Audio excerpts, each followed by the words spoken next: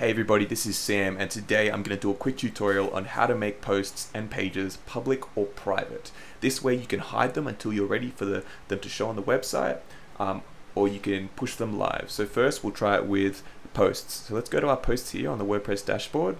Here we have a post and we know it's public because it doesn't have a draft sign here like this one. This one is definitely private. No one can see it except me because I'm logged in.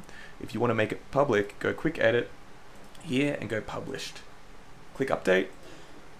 There we go. So now this is going to be live on the website. For this one, let's make it private. So let's change this to draft. Click update. And on this one will be hidden. If someone tries to go to the website URL, it won't show anything. We can do the same thing for pages. Go back to pages. These two are draft and this one is an about page that's public. If we want to make this private, same thing. Click status, click draft, update, and there we go.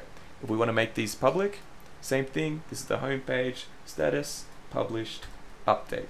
Easy peasy. So that's how you make posts and pages public or private on WordPress. Thanks for watching.